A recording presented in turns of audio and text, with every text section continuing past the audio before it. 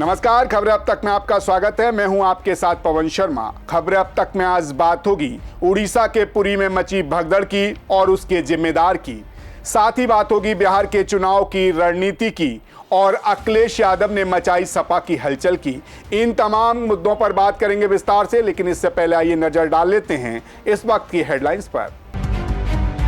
5 देशों की यात्रा पर निकले पीएम मोदी, ब्रिक्स सम्मेलन में करेंगे शिरकत। अमरनाथ पहुंचा तीर्थयात्रियों का पहला जत्था, डिप्टी सीएम सुरिंदर चौधरी ने किया स्वागत। बांग्लादेश के पूर्व सीएम शेख हसीना को 6 महीने जेल की सजा, अदालत की अवमानना की दोषी। विपक्ष ने सुरंग परियोजना में लगाया 3000 करोड़ के घोटाले का आरोप, किसानों के मुद्दे पर किया walkout. Money laundering case, Mohali court ने विक्रम मजीठिया को 4 दिन की पुलिस हिरासत में भेजा। जेडीयू और बीजेपी के लोग कटवा रहे हैं गरीबों का वोट, बोले तेजस्वी यादव। सोनम रघुवंशी के भाई का बयान, राखी के त्योहार से पहले अपनी बहन से मिलने जाऊंगा। पटना के केवलम रेस्टोरेंट मॉल में लगी आग, दमकल की गाड़ियां मौके पर मौजूद। फिर सस्ता हुआ सोना चांदी, 97,257 रुपए प्रति 10 ग्राम पहुंचा 24 कैरेट गोल्ड। शेयर बाजार लाल निशान पर हुआ बंद, सेंसेक्स 287 अंक टूटा, निफ्टी भी फिसला। हेडलाइंस के बाद खबरें अब तक में एक बार फिर आपका स्वागत है। शुरू करेंगे आज की प्रमुख खबर से। उड़ीसा के पुरी में सालाना रथ यात्रा के दौरान जो हुआ उसने एक बार फिर देश को झकझोर कर रख दिया। हजारों श्रद्धालुओं की भीड़, श्रद्धा का सैलाब और अचानक अफरा तफरी में मची चीख पुकार। 3 लोगों की दर्दनाक मौत और दर्जनों घायल। सवाल वही पुराना, लेकिन अब और ज्यादा कड़वा। क्या हम भीड़ नियंत्रण के मोर्चे पर बार बार फेल हो रहे हैं?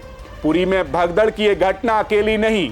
प्रयागराज के महाकुंभ से लेकर बेंगलुरु में आरसीबी से सेलिब्रेशन तक हर भीड़ में मौत किसी कोने में खड़ी रहती है, इंतजार करती है चूक का, और जब चूक होती है तो लाशें गिरती हैं, सवाल उठते हैं और फिर सब कुछ पहले जैसा हो जाता है।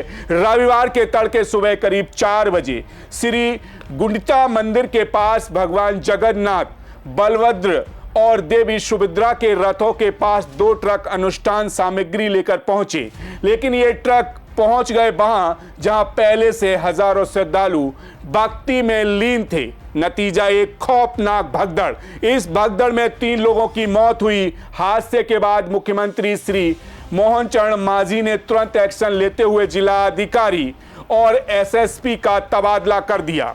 मगर क्या ये काफी है? खास बात यह है कि यह पहली बार नहीं हुआ कि ऐसा 4 जून 2025 को आईपीएल विजेता आरसीबी के जंक्शन के दौरान चिन्मया स्वामी स्टेडियम के बाहर उमड़ी फैंस की भारी भीड़ अचानक बेकाबू हो गई। कंट्रोल सिस्टम ध्वस्त हुआ और भगदड़ मच गई। 11 लोगों की मौत और 50 से ज्यादा लोग घायल हुए। इसके अलावा 28 जनवरी की रात मौनी अमावस्या से पहले संगम नोज पर बैरिकेडिंग टूट गई। लाखों की भीड़ स्नान के लिए उतावली थी। एक के ऊपर एक लोग गिरते चले गए। 30 लोगों की मौत और 90 लोग घायल हुए। ऐसी भयावहता की कल्पना भी रूबरू कपा देती है।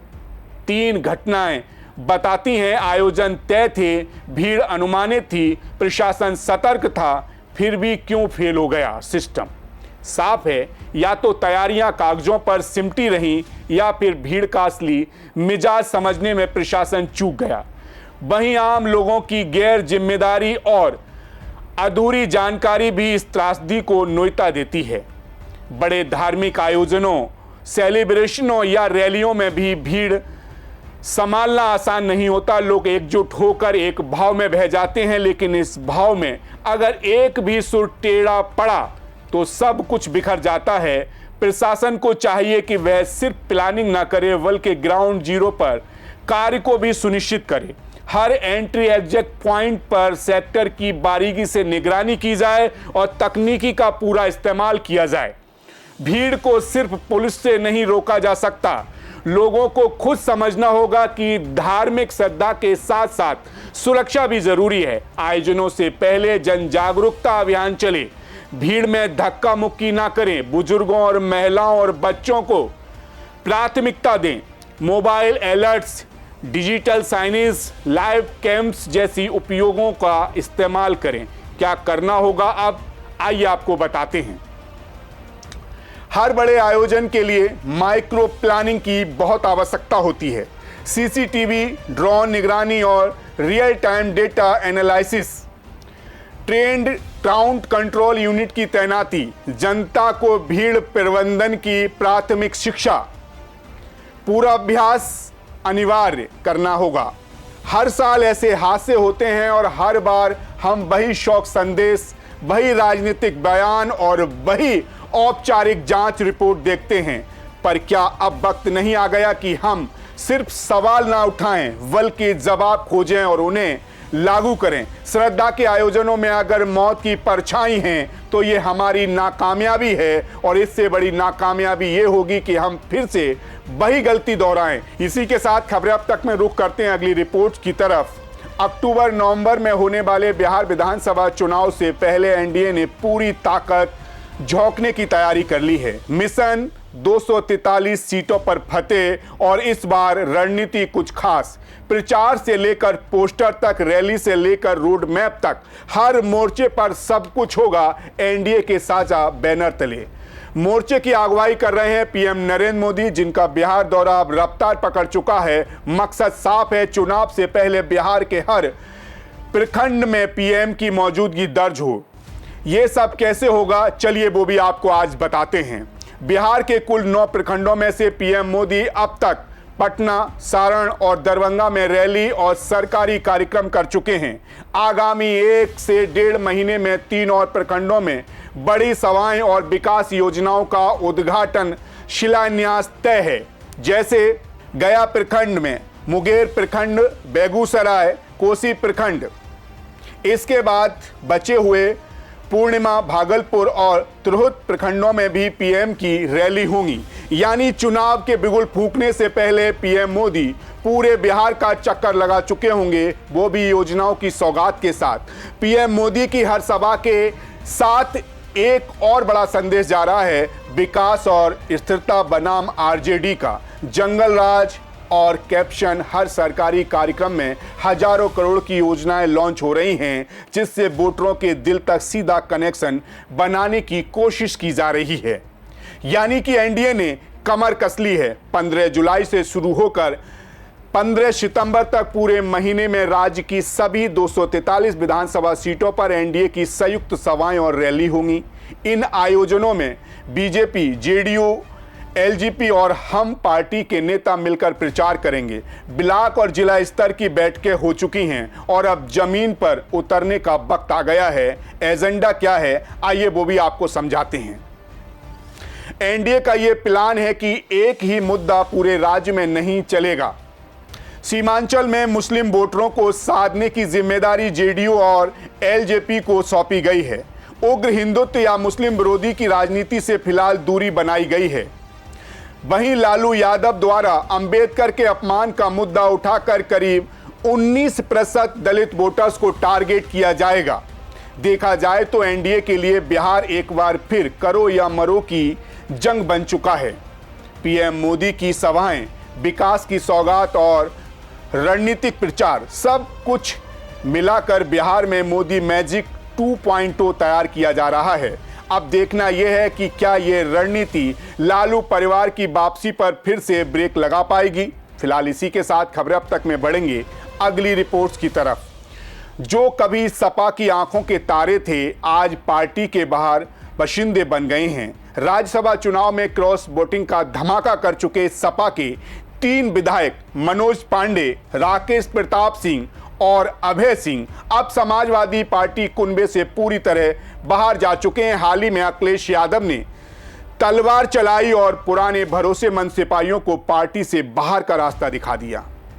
लेकिन अब सवाल है कि इन तीनों की रणनीति या राजनीति थम जाएगी या बीजेपी में नई उड़ान भरेगी। अखिलेश यादव ने 3 चेहरों को निकाला है। वही चेहरे किसी समय समाजवादी पार्टी की युवा ब्रिगेड का चेहरा हुआ करते थे। जैसे मनोज पांडे रायबरेली की ऊंचाहार सीट से सपा के पोस्टर हुए थे। राकेश प्रताप सिंह अमेठी के गौरीगंज से लगातार फतेह करने वाले थे। अभय सिंह अयोध्या की गोसाईगंज से बाहुबली सियासत के सबसे चर्चित नाम थे। तीनों को सपा ने विधायक बनाया, मंत्री बनाया, मंच दिया, लेकिन फिर एक क्रॉस वोटिंग ने सब उलट दिया। लेकिन 2027 का विधानसभा चुनाव सामने खड़ा है और अब उन्हें चाहिए नई राजनीतिक छत। वो कैसे मिलेगी, ये बड़ा सवाल है। मनोज पांडे ने खुद 2024 में बीजेपी में आने की बात कही थी। राकेश और अभय सिंह बीजेपी के सुर में सुर मिला रहे हैं, लेकिन घोषणा का इंतजार है। लेकिन भारतीय जनता पार्टी में भी इस तिगड़ी का काम बनेगा या नहीं, ये भी आने वाला वक्त बताएगा। बीजेपी में घुस जाना एक बात है, लेकिन टिकट पाना दूसरी जंग है। गोसाईगंज में राकेश प्रताप के सामने स्मृति ईरानी करीबी मटिहारी हैं जो खुलकर विरोध करेंगे। गोसाईगंज में अभय सिंह की छवि बाहुबली की है और मुख्तार अंसारी से रिश्ते बीजेपी को असहज कर सकते हैं। ऊंचाहार में मनोज पांडे के सामने ठाकुर बनाम ब्राह्मण समीकरण पहले से ही उलझा हुआ है, यानी कि भारतीय जनता पार्टी के टिकट के लिए काटो तो खून नहीं वाली स्थिति होगी। तीनों सीटों पर यादव और मुस्लिम वोट बैंक इन नेताओं की रीढ़ रहा है और ये दोनों समाजवादी पार्टी के साथ खड़े रहते हैं। बीजेपी का टिकट लेते ही ये वोटर खिसक सकते हैं। कुल मिलाकर देखा जाए तो तीनों नेताओं को अब साबित करना होगा कि सियासत सिर्फ टिकट से नहीं, जनता के दिल से चलती है, वरना बुलंदी से नीचे गिरने की ये कहानी सिर्फ सियासी गलियारों तक की एक और दास्तान बनकर रह जाएगी। तो 2027 में उड़ान भरेंगे या इतिहास में दर्ज होंगे, ये आने वाला वक्त तय करेगा। तो ये तो थी खबरें अब तक की आज की खास खबरों की खास रिपोर्ट, लेकिन इसके अलावा एक बात और आपसे जरूर करेंगे। आगरा से हाल ही में दिल दहला देने वाली खबर सामने आई, जहां 9 साल की मासूम के साथ दरिंदगी की गई। सौतेली मां ने देह व्यापार में धकेला, भाई ने रेप किया और अब बच्ची गुहार लगा रही है कि उसे बचाया जाए। सोचिए, क्या यही है हमारा समाज? आगरा में एक 9 साल की बच्ची के साथ जो कुछ हुआ, उसने हर संवेदनशील इंसान को झकझोर कर रख दिया। सवाल उठता है, एक 9 साल की बच्ची को इतने लंबे समय तक ये यातना क्यों झेलनी पड़ी? क्या पड़ोसी, रिश्तेदार, स्कूल और कोई कुछ नहीं देख पाया? पुलिस ने मामला तो दर्ज कर लिया है, बच्ची को अपनी कस्टडी में भी ले लिया है और सौतेली मां को गिरफ्तार कर लिया गया है। वहीं 2 आरोपी भाइयों की तलाश की जा रही है। पर सवाल ये भी है कि क्या सिर्फ FIR दर्ज कर लेना ही काफ़ी है? क्या ये मामला सिस्टम की नाकामी का प्रतीक नहीं? ये खबरें आईना हैं इस बात की, अगर आज हम नहीं जागे तो कल दरिंदे घर की दहलीज लागेंगे और तब चीखने का नहीं, पछतावे का वक्त होगा। हमें समझना होगा कि ऐसे दरिंदे जो हमारे परिवार में हैं, हमारे समाज में हैं, ऐसे दरिंदगों को सजा समाज को देनी होगी। तभी ऐसे मासूमों को जिनके साथ ऐसी दरिंदगी होती है, उन्हें न्याय मिल पाएगा। फिलहाल इतना ही। सी न्यूज़ के साथ जुड़े रहिए, देखते रहिए सी न्यूज़ भारत। हर खबर आपके साथ, आपके हाथ।